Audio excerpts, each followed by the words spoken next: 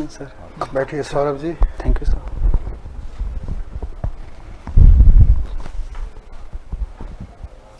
अगर भिंड के सौरभ जी को जी अपने क्षेत्र के पर्यटन स्थलों के बारे में है ना जानकारी देने को कहा जाए तो कौन कौन सा क्षेत्र बताएंगे हम लोगों को? सर, सबसे पहले मैं प्रकृति पर्यटन स्थल में बाटागुरु कछुआ सेंटर का मैं बोलना चाहूँगा। उसके बाद सर मैं एक धार्मिक पर्यटन स्थल है जिसे डॉक्टर हनुमान के नाम से जाना जाए, दंदरुआ सरकार, उसके बारे में बताना चाहूँगा। सर फिर ऐतिहासिक पर्यटन स्थलों में मैं गोहद का किला, अटेर का किला, भिंड का किला, इन सब के बारे में बताना चाहूँगा। चलिए रिलैक्स हो जाओ, सांस ले लो। जी सर। रिलैक्स।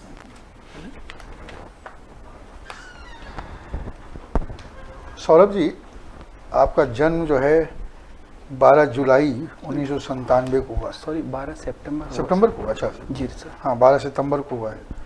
कोई महत्वपूर्ण घटना घटी क्या उस वर्ष 1997 में? जी सर, यदि 1997 की बात की जाए सर तो उस चलिए समय राष्ट्रीय स्तर पर ही बता दीजिए। जी सर, क्योटो प्रोटोकॉल आया था। अच्छा। इंटरनेशनल लेवल बात के क्योटो प्रोटोकॉल आया जैव विविधता संरक्षण के लिए। और भारत में क्या हुआ था? सर 1997 इंडिया के पर्सपेक्टिव में बात की जाए, कोई सामाजिक, आर्थिक, राजनीतिक, धार्मिक परिवर्तन कुछ ऐसा हुआ था? जी सर, यदि अटल जी की गवर्नमेंट का निर्माण हुआ था शायद उस समय। अटल जी कौन थे? सॉरी सर, श्री माननीय श्री अटल बिहारी वाजपेयी जी की गवर्नमेंट का निर्माण हुआ था सर। अटल बिहारी वाजपेयी जी को जी हाँ और नरेंद्र मोदी दोनों ही भारतीय जनता पार्टी के प्रधानमंत्री रहे। जी सर। दोनों में अगर आपसे तुलना करने के लिए कहा जाए तो कोई 3 तुलना बताइए जो एक दूसरे से अलग है इनका। जी सर, अटल बिहारी वाजपेयी जी, माननीय श्री अटल बिहारी वाजपेयी जी का स्वभाव विपक्ष को मुद्दों पर साथ लेके चले, उन विपक्ष से अच्छे उनके संबंध थे। बट माननीय श्री मोदी जी के संबंध विपक्ष से अच्छे हैं पर कंपैरेटिवली थोड़े से कम अच्छे हैं। श्री अटल बिहारी वाजपेयी जी ने विदेश नीति को थोड़ा सॉफ्ट पर्पज में रखा है। उन्होंने पाकिस्तान से संबंध थोड़े उस समय थे। तो नहीं लगता कि वही उनको क्या है, खंजर में, पीठ में खंजर भी भोंका। इधर वो पाकिस्तान में दोस्ताना हाथ बढ़ा रहे थे, उधर कारगिल पर चढ़ाई हो गई। जी सर, इस सॉफ्ट विदेश नीति का ही तो परिणाम था। जी सर, तो इसके लॉस हुए सर, बट डिफरेंस सर थे। हाँ हाँ, बताइए। तीसरा डिफरेंस क्या था आपकी नज़र में?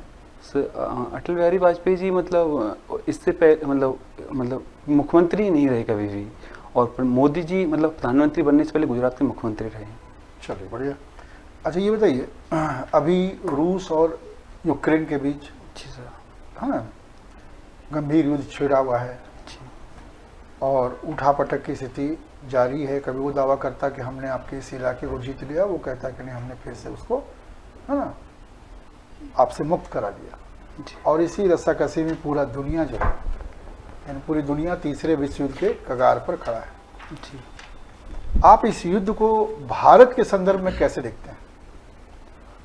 सर, कोई भी युद्ध हो उसकी भूमिका विनाशक रूप में ही होगी। यदि थर्ड वर्ल्ड वॉर स्टार्ट हो जाता है तो कहीं ना कहीं पूरी दुनिया अफेक्टेड होगी, तो भारत भी कहीं इससे अछूता नहीं रहेगा।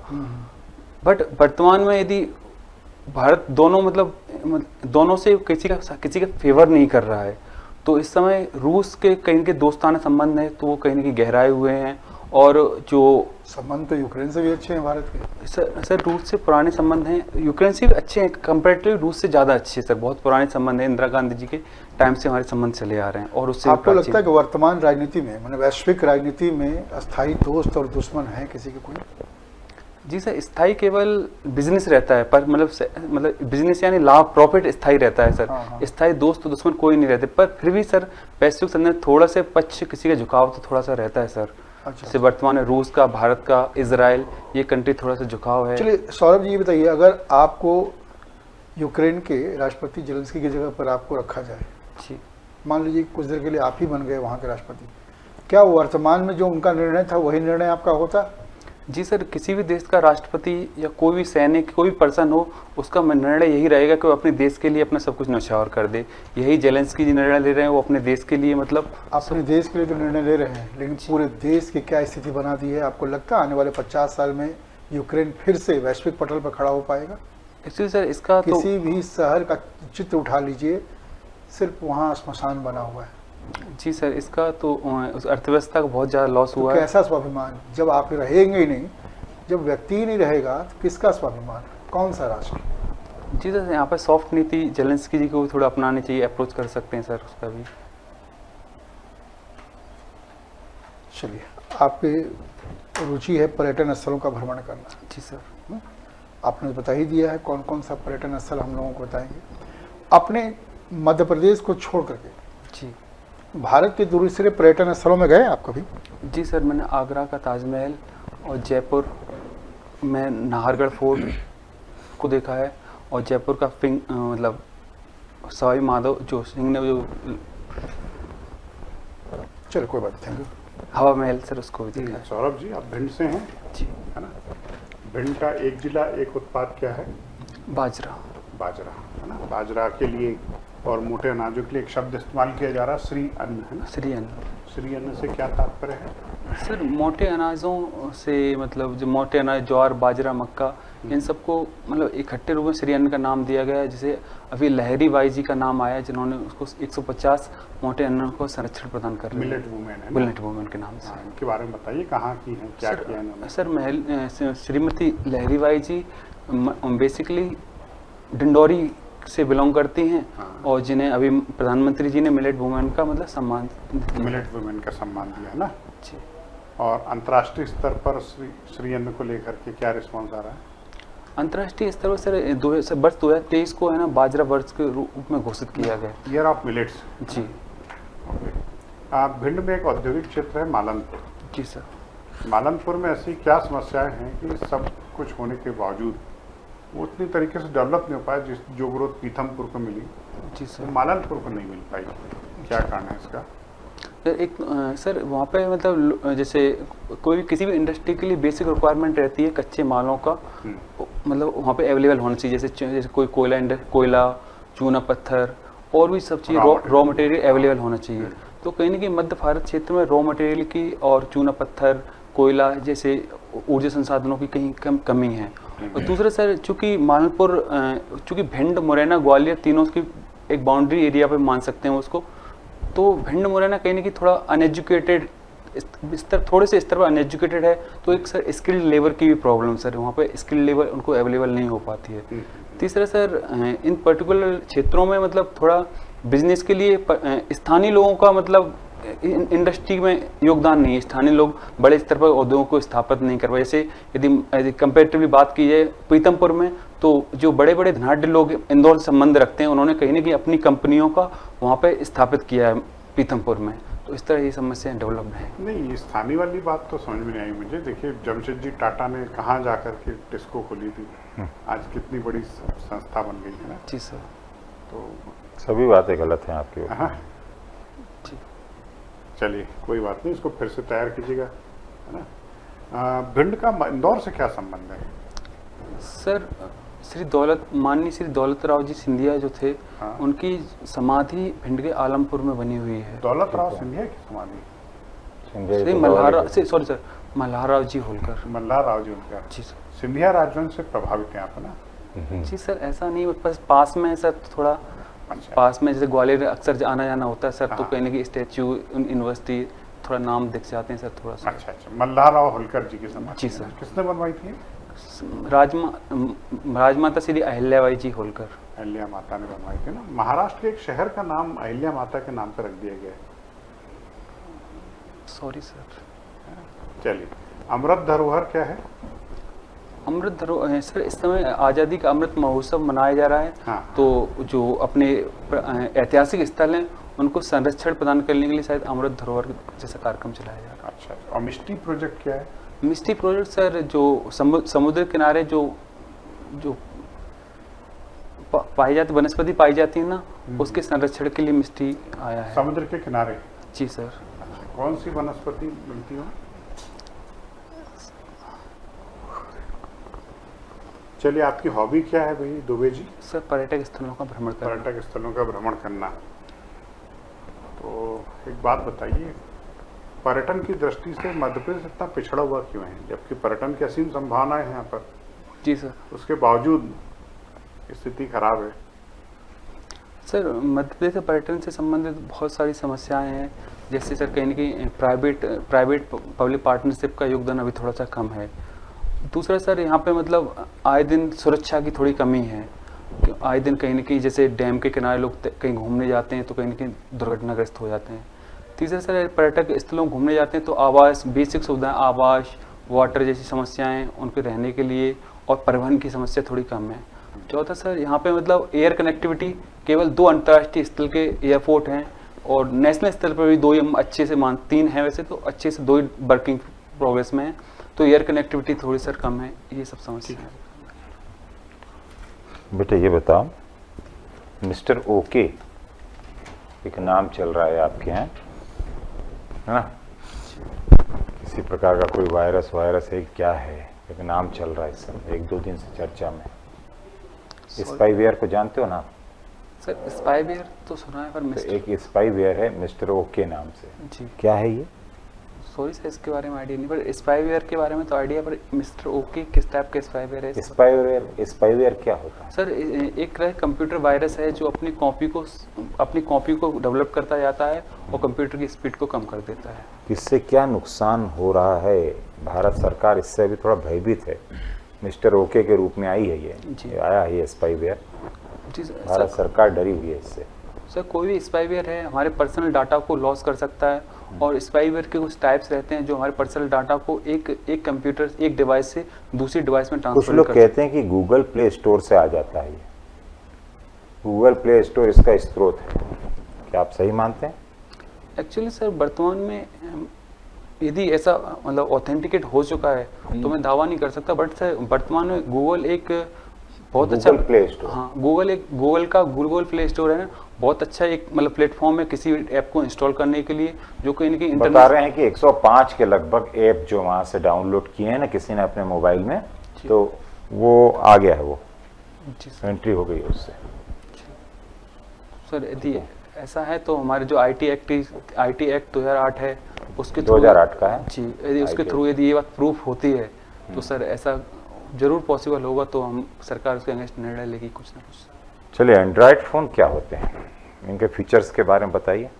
एंड्रॉयड फ़ोन एक मतलब हैंडमेड डिवाइस है जिसमें मतलब जो 2003 में कहीं ना कहीं डेवलप्ड हुआ, मार्केट में लॉन्च किया गया, जिस समय नोकिया का मार्केट पर कब्जा था, और उस समय से एंड्रॉयड फिर गूगल का 2005 में एंड्रॉयड का गूगल पे आधिपत्य में आ गया और इससे कंटिन्यू वर्किंग में है। और एंड्रॉयड एक सॉफ्टवेयर है, एक्चुअली सॉफ्टवेयर है जो कि कहीं ना कहीं मोबाइल के मतलब मोबाइल सॉफ्टवेयर के रूप में वर्क करता है। अब वर्तमान में जो पीसी जो विंडो 11 आई है ना, वो भी एंड्रॉयड के फॉर्म में वर्क करने के लिए प्रिपेयर हो चुकी है। चलिए, सर्टिन है ना, सर्टिन कंप्यूटर एजेंसी जो है ये कहाँ की है?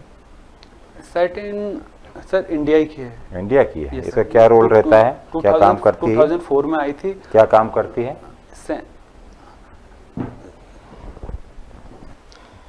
कंप्यूटर संबंधित यदि इस टाइप की कोई मतलब धोखाधड़ी होती है या फिर कोई मतलब डाटा से छेड़छाड़ी होती है तो इससे संबंधित क्वेरी को देखभाल करती है। चलिए, मेरे को ये बताइए बिटकॉइंस क्या होते हैं? सर बिटकॉइन एक वर्चुअल मुद्रा है जो कि इस कैसे बनती है, इसमें क्या क्या घटक होते हैं इसके? सर बिटकॉइन से मतलब एक डाटा रहता है जिसको नंबरों के थ्रू मतलब एक कोड में कन्वर्ट कर लिया जाता है सर। उसी को जैसे अभी फेसबुक ने लॉन्च की थी लिब्रा सर, तो उसी पर्टिकुलर नंबर का मतलब व्यापक स्तर पर मतलब इंटरनेट पर मतलब उसको बेचा और खरीदी जाती है। ब्लॉकचेन टेक्नोलॉजी क्या चीज़ है बताओ सर? ब्लॉकचेन टेक्नोलॉजी किसी भी कोड को छोटे छोटे कोड में ब्रेक कर दिया जाता है सर, और जैसे ही मतलब कोड में ब्रेक कर दिया जाता है और किसी पर्टिकुलर व्यक्ति को वो कोड दे दिया जाता है, तो कोड पहले से रीअसेंबल रहता है और फिर थोड़े समय बाद अपने आप, यदि उसका कोड का एक छोटा सा कोड रहता है, जब छोटा कोड डालेंगे ना तो वो सर अपने आप रीअसेंबल हो जाएगा, अदरवाइज ब्रेक फॉर्म में रहता है। चलिए बेटे, ये बताइए, एक वन्यजीव संरक्षण केंद्र है और एक वन्यजीव अभ्यारण्य है, तो दोनों में बेसिक डिफरेंस क्या है? वन्यजीव संरक्षण के वन्यजीव अभ्यारण्य एक बड़ी यूनिट को बोल सकते हैं। वन्य जीवों को संरक्षण के लिए एक बड़ी यूनिट रहती है जिसमें बहुत सारे जीव जंतु पाए जा सकते हैं। अच्छा। वन्य जीव संरक्षण केंद्र से पर्टिकुलर किसी एक जीव के लिए भी सर। अब वन्य जीव संरक्षण केंद्र में अगर अपन मान लें अगर वहाँ पर नेशनल पार्क है जी तो वो क्या है? सर नेशनल पार्क में सर बहुत सारी प्रजातियां। नहीं, आप बोल रहे हो ना, मैंने आपसे वन्यजीव संरक्षण केंद्र बोला तो आपने उससे बड़ा आपने वन्यजीव अभ्यारण्य को बता दिया। जी सर। अब वन्यजीव संरक्षण केंद्र में तो बहुत सारी चीजें आ जाएंगी, जी उसमें तो अभ्यारण्य भी शामिल हो जाएंगे ना। जी अभ्यारण्य, national park, national park, biosphere वगैरह सब आ जाएंगे जी उसमें, सर। है ना। जी आप उसको छोटा बता रहे जी सर। तो हाँ सर थोड़ा मिशन। चलिए बेटा, है ना। बाल क्यों आपके? एक्चुअली सर अभी कुछ दिन पहले मेरे चाचा जी की डेथ हो गई सर। अच्छा अच्छा अच्छा, हाँ वही बाल आप। ओके। सौरभ जी, जी सर। एमपी में कितने वन व्रत और कितने मंडल हैं? सर एमपी में 16 वनव्रत और शायद 63 वन मंडल हैं। अच्छा, ये बताएं आप कि आप कैसे सुनिश्चित करेंगे कि लोगों को पेड़ों को काटने के लिए वो जंगल में ना घुसे, प्रवेश नहीं करें? सर एक्चुअली इसके लिए सर सबसे पहले कोई टीम गठित करेंगे जो कि इस बात की निगरानी रखे और कि कोई लोग एंट्री ना करें। दूसरा सर हम जैसे वनों के आसपास के जो ग्रामीण एरिया रहते हैं उनके में कहीं ना कहीं जो ग्राम सभा के अध्यक्ष रहते हैं या ग्राम सभा के अन्य सदस्य रहते हैं तो उनके थ्रू मतलब स्थानीय स्तर पर उनसे कांटेक्ट साध सकते हैं कि यदि गांव से कोई व्यक्ति लकड़ियों के किसी पर्पज यूज़ के लिए जाता है तो वो मतलब उसकी इन्फॉर्म करें। तीसरा, यदि आसपास के इलाके में कोई बड़ा जैसे उत्सव होता है ऐसे तो उसके लिए लोग अक्सर लकड़ियों की रिक्वायरमेंट, किसी मतलब प्रोग्राम की लकड़ियों की रिक्वायरमेंट रहती है तो उस समय हम इंटेंस थोड़ा तरीके से निगरानी करें कि लोग कहीं लकड़ियों पर्पज़ के लिए पास के जंगलों से कट करने के लिए ना चले जाएं। मध्य प्रदेश में सबसे ज़्यादा वनों में क्या समस्याएं हैं?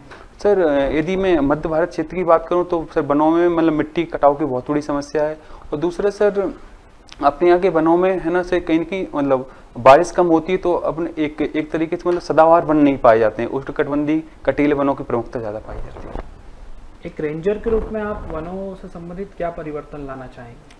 सर एक रेंजर के रूप में सबसे पहले वनों में जो योजना चलाई जा रही हैं उनका स्टडी करके उनको बेहतर तरीके से इम्प्लीमेंटेशन प्रदान करूंगा। और दूसरा सर चूंकि मैं इंजीनियरिंग फील्ड से बिलोंग करता हूं तो थोड़ा सर मेरे को मतलब ड्रोन टेक्नोलॉजी के बारे में स्टडी किया है तो सर इस टेक्नोलॉजी का मैं फॉरेस्ट में यूज़ करूंगा। सर लगता है आपको कि ड्रोन सक्सेस है यहाँ पर? एक्चुअली सर एक व्यापक स्तर पर नहीं बट यदि ड्रोन टेक्नोलॉजी अच्छा इन्वेस्टमेंट का अवसर मिल गया सर तो ड्रोन टेक्नोलॉजी कहीं ना कहीं प्रॉपरली वर्क कर रही है सर।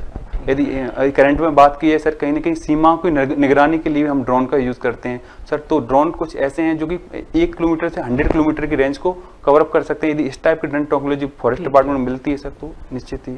सौरभ दुबे जी, अपना एक गुण बताइए और एक अवगुण बताइए। सर यदि मैं गुण की बात की जाए ना सर तो मतलब मैं मतलब थोड़ा करुणा के स्वभाव का हूँ सर, थोड़ा सा मतलब। एक गुण बताइए। हाँ। और एक अवगुण? अवगुण सर लोगों पे बहुत जल्दी भरोसा हो जाता है सर कहीं ना कहीं तो इसका मेरे साथ कहीं ना कहीं एक दो बार डिफेक्ट भी खाया है तो सर। कहीं ना कहीं एक चीज दोनों पूरक ही हो गई है। तो जी सर। एक खास गुण आपका सर स्पेशलिटी आपकी जो आपको स्ट्रेंथ देती है। जी सर ऑनेस्टी इस टाइप से फिर बोल सकता हूँ सर थोड़ा सा। आपको लगता है ऑनेस्टी होगी? जी सर सर संभावना है सर। ठीक है, बहुत बहुत शुभकामनाएं। आपको बुलाते हैं बेटा भी। जी सर, थैंक यू सर।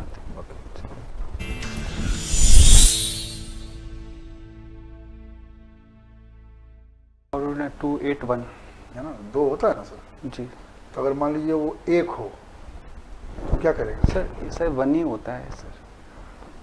1 होता है। 1 ही होता है सर। तो अगर मान लीजिए किसी के आउटर ऑर्बिट में अगर 1 इलेक्ट्रॉन होगा तो कैसा होगा? मोस्ट रिएक्टिव होगा, न्यूट्रल होगा? सर रिएक्टिव होगा और अस्थायी रूप में रहेगा। तो क्या होगा वो? अस्थायी अस्थायी होगा? हाँ अस्थायी होगा, रिएक्टिव रहेगा। रिएक्टिव होगा। तो वैसे ही लग रहा है कि आप किसी तरह से उत्तर को फेंक के बस अपने आप को संतुष्ट कर देना चाहते हैं। प्रश्न सुनने का कुछ सेकंड का पॉज लीजिए आप, फिर दीजिए जवाब, और फिर उत्तर बेहतरीन आएगा। जी सर, सुधार करूँगा सर थोड़ा सा। ठीक है ना। और अपने इलाके के बारे में ना, जो वन्य जीव है, वन संपदा, नेशनल पार्क, इस समय थोड़ा अंतर स्थापित। मालनपुर की जानकारी थोड़ी करेक्ट कीजिएगा। जी सर। मालनपुर है, फिर पास में अपना पंचनदा है जी ना, उसके बारे में, भीड़ों के बारे में पूछेंगे अपने से, है ना, दस्यु समस्या के बारे में, जी सर। और अपना इलेक्ट्रॉनिक्स एंड कम्युनिकेशन। इससे रिलेटेड क्वेश्चन आएंगे। जी सर। और जब सर ने पूछा कि अपना अवगुण बताइए, तो आपने तपाक से अपना अवगुण बता दिया। तो गुण तो है ठीक, अवगुण बताने के में भाव से जल्दीबाजी नहीं दिखाना चाहिए। सोचिए थोड़ा सा, है ना? आप कहिए एकदम बिल्कुल, वहाँ थोड़ा एक्टिंग कीजिए कि सर जहाँ तक अवगुण की बात है, मुझे अपने अवगुण को मुझे नहीं लगता मेरे अंदर कोई ऐसा अवगुण है जो मुझे या किसी या समाज में किसी व्यक्ति को नुकसान पहुँचाए। सबसे अच्छा गुण क्या है? गुण पूछा ना उन्होंने, क्या बताया था आपने? करुणा। करुणा कोई गुण हो थोड़ी। कर्तव्यनिष्ठ हुआ, जी कर्तव्यनिष्ठ। देखिए आपने अपने कर्तव्य का निर्वहन किया, ये बहुत अपने बड़ी बात पिता है। को बाल दिए। ये मुझे जो है ना प्रभावित किया। इंदौर में आप ब्राह्मण है ना, कई ब्राह्मणों को जानता हूँ कि पिता चाचा उनके निधन पर जो है ना बाल नहीं मुड़वाते, बोले साहब इंटरव्यू है। एक लड़का था सर NPS का इंटरव्यू था, उसने बाल नहीं मुड़वाए थे, है ना? ये कर्तव्यनिष्ठ बोलोगे ना आप, मैं कर्तव्यनिष्ठ हूँ सर, कर्तव्यनिष्ठ हूँ, तो वो साफ पता लग रहा है कि आप कर्तव्यनिष्ठ हो। एक्चुअल परिवार के साथ जुड़े हुए, पारिवारिक लगाव है ना? जी सर। यानी जहाँ जो कर्तव्य है मेरा, वो कर्तव्य का निर्वहन मैं करता हूँ सर, जी सर। है ना? एक विद्यार्थी के रूप में हर वो आपके उसमें दिख जाएगी फिर, है ना? वो आपके सर देख के उनको समझ में आएगा। ऐसे मतलब वक्त के हिसाब से बताना चाहिए, ऐसा है ना? जी सर। हर वक्त का फायदा उठाओ। और अवगुण जो है, अवगुण तो बताना ही नहीं चाहिए एक अपने। थोड़ी सी चीज ध्यान रखें, कॉन्शियस रहें कि जब जिस समय आप बोर्ड में जा रहे हैं तो उस समय क्या हो रहा है। जैसे अभी आप आए तो आपने गुड मॉर्निंग बोला, हो सकता है छोटी छोटी चीजें वो देख लें। फर्स्ट टाइम में वैसे बोल सकते हैं गुड मॉर्निंग, और थोड़ा सा कब क्या बोलना दो प्रकार के कॉन्सेप्ट है इसमें। हाँ हाँ, एक बार पहली बार मिलते तो गुड हाँ। मॉर्निंग ही बोलते हैं। इसलिए नमस्ते कर दो सबसे हाँ बढ़िया बस। और दूसरा ये है कि आपका हैंड मूवमेंट बहुत हो रहा है, थोड़ा सा ध्यान रखें, बाकी सब ठीक चीज़। है। टाई आपने खुद बांधी है? उससे कहीं ज़्यादा head movement. Dubey ji tie अच्छी हेड। बांधो यार, हाँ। यहाँ तो मत बांधो, है ना? जी सर। दोस्त टाई प्रॉपर नहीं है ना, दोस्त से बनवाई है ना? लिखा मैंने टाई अच्छे से। जी सर। आप बांध नहीं पाते टाई, जी नहीं तो सर। क्या की टाई पहन रहे हो फिर? सर चूँकि ब्लेजर है इस वजह से मतलब कोई इफेक्ट नहीं पड़ेगा, मतलब नहीं, ब्लेजर को गौतम सर ने सर एक बार टाई उतरवा ली थी उससे। बांधो तो बांधो, मुझे बांध के दिखाओ। फिर से बांधो। नहीं बांध पाया था वो, है ना? या तो टाई अच्छे से बांधे हो। जी सर। बताओ, ब्लेजर है इसलिए टाई जरूरी है, ऐसा है? सर कितने नंबर आ रहे बेटा मेंस में? सर 307। अरे तुम तो मत दो इंटरव्यू। सर तो ACF के लिए रिक्वायरमेंट है सर। हाँ तो आराम से हो गए एसीएफ तुम तो। एसीएफ में हो जाएगा आपका। सर फिर भी ऐसे- थोड़ी संभावना है, मेरे जस्ट पीछे 300 306 मत 30 देखो उनको। 30 उनको नहीं देखा, तुम तो इंटरव्यू सुधारो ना। अपनी बात अपना इनको- मैंने क्या बोला? इलेक्ट्रॉनिक्स एंड कम्युनिकेशन को पढ़ के जाओ अच्छे से। भिंडू को थोड़ा सा देख लो। भिंड कर लो, मालनपुर, ये सब पूछेंगे। हाँ, और ये जितने भी आ रहे हैं ना, स्पाईवेयर, पेगासिस और ये सारी जो चीजें, इनको अच्छे से पढ़ के अगर बढ़िया। आपने Q3 क्या वो कौन सा mister okay, mister okay. Spyware है ना जो, स्पाईवेयर है। ये घुस गए, ये अभी हालत खराब हो गई। अब सरकार ने वो डाल दिया, क्या बोलते हैं सर उसको, पूरा वो क्या उसको अलर्ट पे रख दिया कि आप जितने भी। सर कुछ चीजें क्या ध्यान है, जैसे अब उसमें मिस्टी योजना मैंग्रोव के लिए आई हुई मिस्टी है। मैंग्रोव के लिए हाँ थी सर, ना। तो उसमें अब मैंग्रोव का नाम है फुल, तो इस चीज थोड़ा सा सौरभ जी चलो यार, अब है ना, लेकिन बढ़िया आपका है ना इंटरव्यू, ठीक राजा है। तो गए, पर बाकी अब क्या उनको वापस तो नहीं आ सकते हो, दुख तो है, पर बाकी आपकी पोस्ट लेकिन आ रही आपने है। अपने सामाजिक कर्तव्य का निर्वाह हाँ, आपने किया है। पोस्ट ले आए, पोस्ट ला रहे हो आप एसीएफ की, एसीएफ की पोस्ट आ रही है। दमदार पोस्ट है ना, बिल्कुल ऑल द बेस्ट। भगवान ने चाहा सर वो बिल्कुल बिल्कुल। सब भगवान क्या तुम्हारे ऊपर भी है, चीज। आपने इतना समय तुमको थोड़ा सुधारना है तो बढ़िया 40 तक आ जाएंगे ना मार्क्स, अपने आप निकाल ले जाओगे, जी सर। और आ जाएंगे तुम्हारे आ 40 जाएंगे। नंबर आ जाएंगे मैंने तुम्हारे। भी 306 वाले का भी इंटरव्यू लिया था, जी तो भी कोई ऐसा प्रभावशाली नहीं था वो, है ना? तो आप घबराइए मत। आपका व्यक्तित्व है कि आपको 40 नंबर देंगे, बस ये थोड़ा ठीक कर लो जी सर। बातचीत, है ना? ठीक है, बेस्ट ऑफ ओके। लक, चलिए। Best of luck. Thank you sir.